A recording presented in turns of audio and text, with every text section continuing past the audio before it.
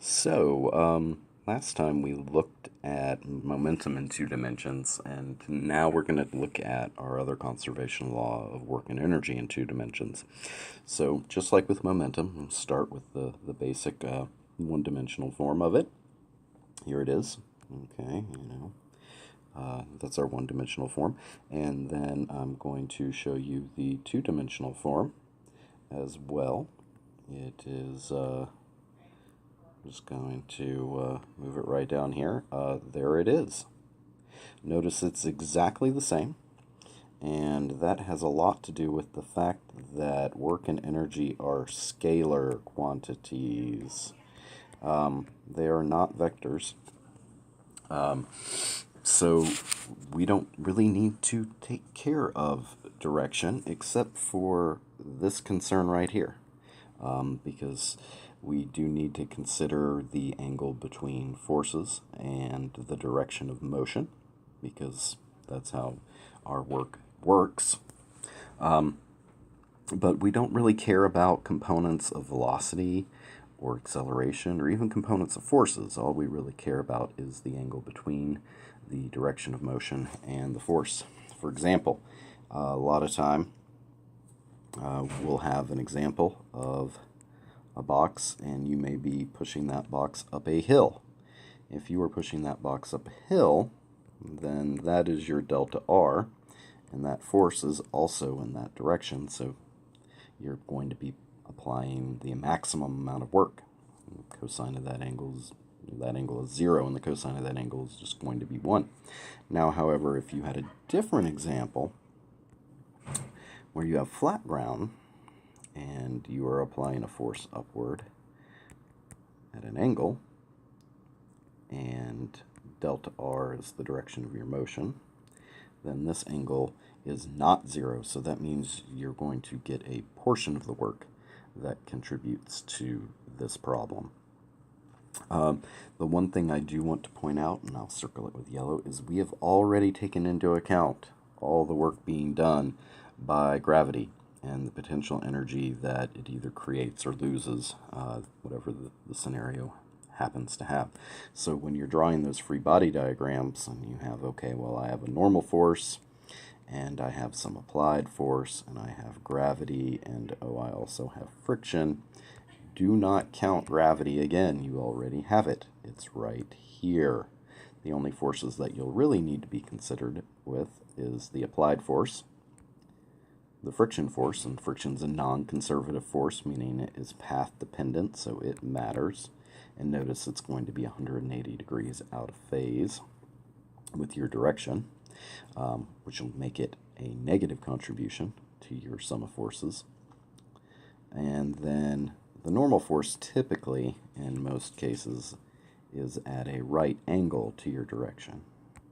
And that's okay. That just means that it's 90 degrees, and cosine of 90 is 0, so you don't really have to worry about the normal force in those cases. So work and energy is super easy to use. It's one of my favorite physics concepts to make use of, because I don't have to worry about direction. I don't have to break anything up in components. There's no such thing as energy in the x direction or energy in the y direction. There's just energy. Also, it's really useful because in some cases the masses drop out. Like if you have a skier going down the hill, mass can drop out quite a bit, which is super useful. So that's all the really conceptual stuff about work energy. And we can look at a small example, but I need to get rid of this stuff first. So here's an example. I'm just going to kind of talk through what's happening here.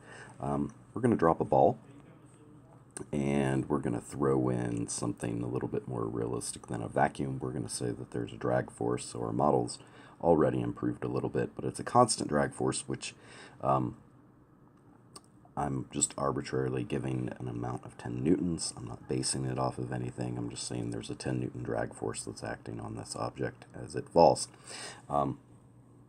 So, of course, we also have the object's weight acting on it as well, but we don't need to consider this weight because we've already taken care of the work done by weight there. So that's our gravitational potential energy. So we're going to drop this ball from 15 meters, and we're going to see how fast it's going here at the very bottom, right when it hits the ground.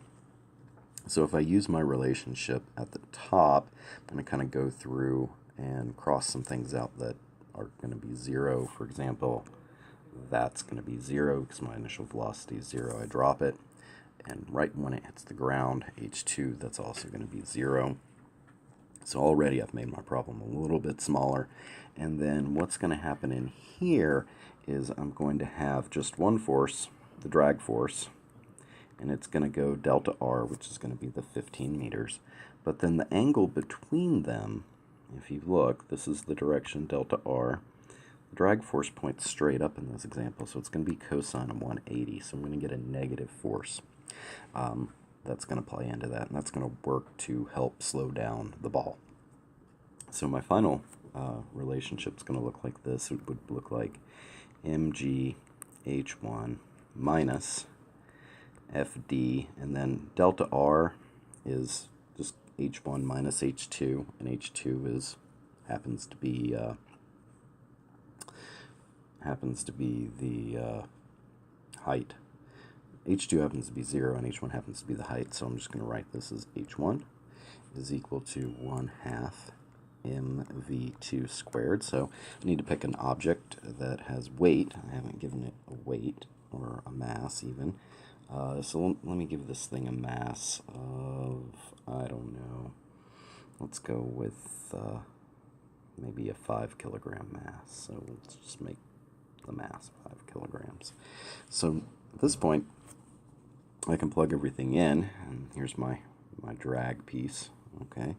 And I can rewrite it solving for V2, and I'm going to get 2 times mgh1 minus fd h1. Looks like I could have factored out h1. We'll have to divide that by the mass and take the square root, but that will be V2. And you can just plug that into your calculator, and you will find we have 15.3 meters per second. Of course, you can compare this to an example without drag by simply removing this quantity, and you'll see, because it's being subtracted, if you remove it and make it 0 effectively, you're going to make this number larger. So even with that drag force, it being a constant drag force, our 5 kilogram object's going to speed up to 15.3 meters per second. So that's an example of work energy. Notice we didn't have to worry about X direction or Y direction or anything like that. We just put everything in, and it worked out nicely. Again, this is most useful when you have distances rather than times. If you have times, you might want to consider using momentum impulse. But if you have distances that you're working with and you want to know how much speed something has after going a said distance, then this is the way to go. Use work energy. So until next time, have fun with physics.